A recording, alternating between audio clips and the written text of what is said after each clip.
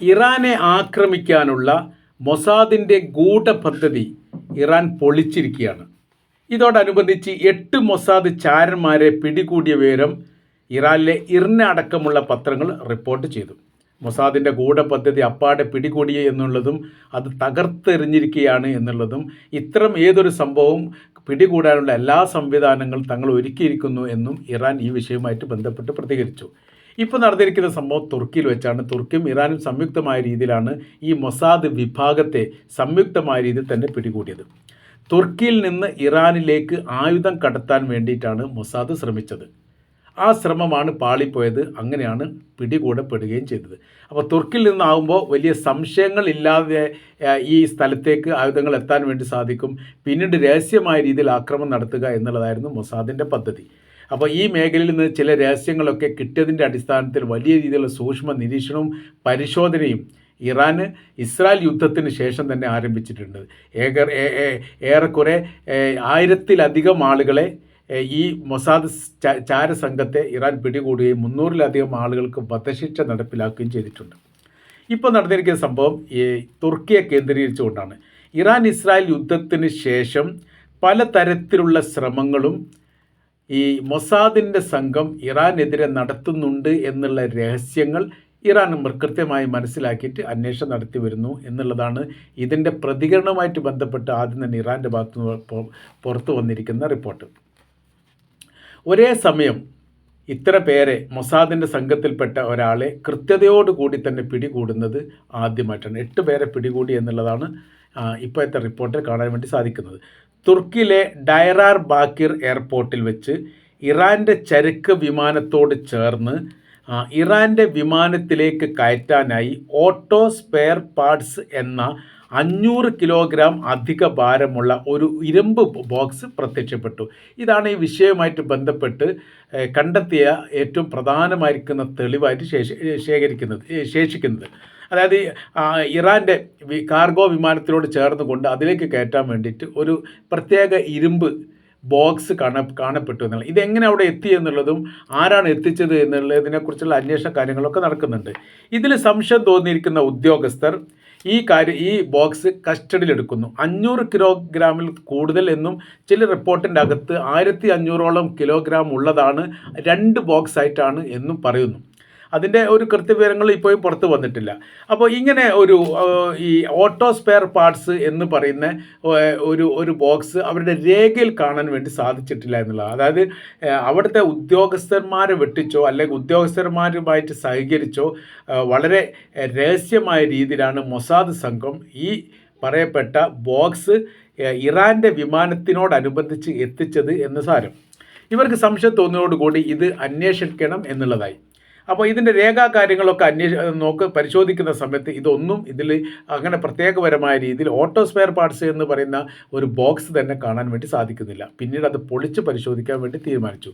ഉദ്യോഗസ്ഥർ അത് പൊളിച്ച് പരിശോധിക്കുന്ന സമയത്താണ് അവർ ഞെട്ടിപ്പോയിരിക്കുന്നത്. അതിൽ മെഷീൻ ഗണ്ണുണ്ടായിരുന്നു, റീഫിലുണ്ടായിരുന്നു, മോട്ടോർ ഷെല്ലുകളുണ്ടായിരുന്നു, അമോണിയം നൈട്രേറ്റ് പോലെയുള്ള വിഷവസ്തുക്കളുമായിട്ട് ബന്ധപ്പെട്ട കാര്യങ്ങളുണ്ടായിരുന്നു. അങ്ങനെ നിരോധിക്കപ്പെട്ട സർവ്വ വസ്തുക്കളുടെയും ഒരു പെട്ടിയായിരുന്നു ഈ പറയപ്പെട്ട ബോക്സ് എന്ന് പറയുന്നത്. അപ്പോൾ ഇതിൻ്റെ അന്വേഷണവുമായിട്ട് ബന്ധപ്പെട്ട കാര്യങ്ങളെക്കുറിച്ച് ചില സൂചനകൾ ലഭിച്ചതിൻ്റെ അടിസ്ഥാനത്തിൽ ഇത് ഇറാനിലേക്ക് കടത്താനും ഇറാനിൽ വെച്ച് അവിടെ സ്ഫോടനമോ ആക്രമണമോ നടത്താനും വേണ്ടിയാണ് തീരുമാനിച്ചത്. മൊസാദാണ് ഇതിൻ്റെ പിന്നിൽ എന്ന് തെളിയപ്പെടുകയും ചെയ്തു. തുർക്കി ഇറാൻ ഈ വിവരങ്ങൾ കൈമാറുന്നു. പിന്നിൽ അന്വേഷണവുമായിട്ട് ബന്ധപ്പെട്ട കാര്യത്തെക്കുറിച്ച് സമഗ്രമായ രീതിയിലുള്ള ചില നടപടിക്രമത്തിലേക്ക് ഇറാൻ നീങ്ങുകയും ചെയ്യുന്നു. അതോടുകൂടിയാണ് 8 മൊസാദ് ചാരന്മാരെ ഈ വിഷയവുമായിട്ട് ബന്ധപ്പെട്ട് പിടികൂടിയത്. പിടിക്കപ്പെട്ട മൊസാദ് സംഘങ്ങൾ എന്ന് പറയുന്നത് ഇസ്രായേൽ ഗവൺമെൻറ്റുമായി നേരിട്ട് ബന്ധമുള്ളവരാണ് എന്നുള്ളതാണ് ഇപ്പോൾ ഇസ്രായേലിനെയും തുല്യമായ രീതിയിൽ തന്നെ ഇറാനെ ഞെട്ടിപ്പിച്ചിരിക്കുന്നത്. ഇറാൻ്റെ അകത്ത് അല്ലെങ്കിൽ ഇറാന് സൈനികപരമായിരിക്കുന്ന ബലവും ശക്തിയും കൂടുതലുണ്ടാവുന്നത് മിഡിൽ ഈസ്റ്റ് കേന്ദ്രീകരിച്ചുകൊണ്ട് അമേരിക്കയ്ക്ക് സർവാധിപത്യം നഷ്ടപ്പെടാൻ വലിയ കാരണമാകുന്നു എന്നുള്ളതും ഈ മേഖല കേന്ദ്രീകരിച്ചുകൊണ്ട് റഷ്യയുടെയും ചൈനയും സൈനികർക്ക് വലിയ രീതിയിലുള്ള മുന്നേറ്റം ഉണ്ടാക്കാൻ വേണ്ടി സാധിക്കുന്നു. അതല്ലെങ്കിൽ ഈ മേഖല നിയന്ത്രിക്കുന്നത് ഭാവിയിൽ ഒരു 10 വർഷം കഴിഞ്ഞാൽ ഒന്നുകിൽ ഇറാനോ ഒന്നുകിൽ റഷ്യയോ അല്ലെങ്കിൽ ചൈനയോ ആയിരിക്കും എന്നൊരു ഭയവും യഥാർത്ഥത്തിൽ അമേരിക്കക്കുണ്ട്. അപ്പോൾ മൊസാദ് സംഘം എന്ന് പറയുന്നത് ഇസ്രായേലിന് വേണ്ടി ചാരപ്രവർത്തി ചെയ്യുന്ന വിഭാഗമാണെങ്കിൽ പോലും ഈ മൊസാദ് സംഘത്തിന് വലിയ രീതിയിലുള്ള സഹായം അമേരിക്ക നൽകുന്നുണ്ട്. രാജ്യത്തിൻ്റെ രഹസ്യങ്ങൾ ചോർത്തിക്കൊണ്ട് അവരെ ആക്രമിക്കുക എന്നുള്ളതാണ് എല്ലാ കാലത്തും അമേരിക്ക പിന്തുടരുന്ന രീതി. അത് നമ്മൾ ലിബിയയിൽ പരിശോധിച്ചാലും ഇറാഖിൽ പരിശോധിച്ചാലും സിറിയയിൽ പരിശോധിച്ചാലും സുഡാനിൽ പരിശോധിച്ചാലും ഒക്കെ കാണാൻ വേണ്ടി സാധിക്കും. അപ്പോൾ അവിടെയൊക്കെ ഈ മൊസാദിൻ്റെ സംഘം രഹസ്യമായ രീതിയിൽ പ്രവർത്തിക്കുന്നുണ്ട്. സാധാരണക്കാരുടെ വേഷം ധരിച്ചുകൊണ്ട് വളരെ രഹസ്യമായ രീതിയിൽ ഇത്തരം രഹസ്യങ്ങൾ ചോർത്താനുള്ള മിടുക്കന്മാരെയാണ് മൊസാദ് വാർത്തെടുത്തത് എന്ന് ചുരുക്കം. ഇറാനിൽ വെച്ച് വെടിവെപ്പ് നടത്തിയിട്ട് ഹമാസിൻ്റെ നേതാവ് ഇസ്മായിൽ ഹനിയ കൊല്ലപ്പെട്ടതോടനുബന്ധിച്ചാണ് ഇറാൻ മറ്റൊരു കാര്യം മനസ്സിലാക്കിയത്. തങ്ങളുടെ രാജ്യത്തിൻ്റെ അകത്തും ചിലപ്പോൾ സൈനികരെ സഹായിക്കുന്ന കൂട്ടത്തിൽ പോലും മൊസാദ് സംഘങ്ങളുണ്ട്. വൻതോതിൽ സാമ്പത്തികം പ്രഖ്യാപിച്ചുകൊണ്ട് പ്രതീക്ഷിക്കുന്നതിനേക്കാൾ അപ്പുറം അല്ല കണ്ണഞ്ചിപ്പിക്കുന്ന സാമ്പത്തിക സഹായം നൽകിക്കൊണ്ടാണ് ഈ മേഖലയിലേക്ക് മൊസാദ് സംഘം ആളുകളെ വശീകരിക്കുന്നത്. കാര്യം എന്ന് പറയുന്നത് 50 ലക്ഷം 1 കോടി രൂപയൊക്കെ ഇന്നൊരു പ്രവൃത്തി ചെയ്ത് കഴിഞ്ഞാൽ അല്ലെങ്കിൽ ഇന്നൊരു രഹസ്യം ചോർത്തി കഴിഞ്ഞാൽ നൽകുമെന്ന് പറയുമ്പോൾ ഒരു മനുഷ്യൻ്റെ ജീവിതകാലം അവസാനം വരെ അധ്വാനിച്ചാൽ കിട്ടുന്നതിൻ്റെ 4 ഇരട്ടി പറയുമ്പോൾ സ്വാഭാവികമായിട്ട് പല ആൾക്കാരും അതിൽ നിന്ന് പോകാറുണ്ട്. അവരുടെ ജീവൻ നഷ്ടപ്പെട്ടാലും ബന്ധപ്പെട്ടവർക്ക് വളരെ സുഖമായ രീതിയിൽ ജീവിക്കാമല്ലോ എന്ന് കണക്ക് കൂട്ടുന്നതിലും കുറവല്ല എന്ന് ചുരുക്കം.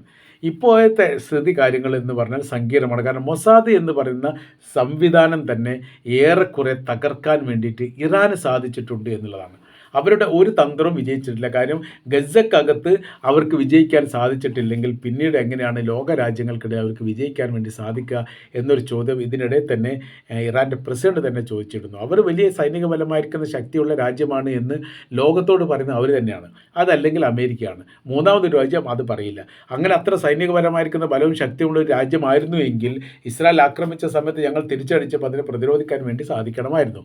അതവർക്ക് സാധിച്ചിട്ടില്ല. അതുകൊണ്ട് അവർ സാധാരണ പോലെ ഒരു രാജ്യത്തിന് അപ്പുറമായ രീതിയിൽ ഒരു പ്രത്യേകതകളൊന്നും ഇല്ല എന്നുള്ളത് ലോകത്തിന് മനസ്സിലാക്കി കൊടുക്കാൻ വേണ്ടിയിട്ട് ഇറാന് സാധിച്ചൊരു യുദ്ധമാണ് ഇറാൻ യുദ്ധം എന്ന് പറയുന്നത്. അപ്പോൾ ഒരർത്ഥത്തിൽ ചില അറബ് മാധ്യമങ്ങളൊക്കെ പറഞ്ഞ പോലെ ഇറാനെ വളരെ സിമ്പിളായിരിക്കുന്ന ഒരു രാജ്യമായിട്ടായിരുന്നു ഇസ്രായേൽ അതുവരെ കണ്ടിരുന്നത്.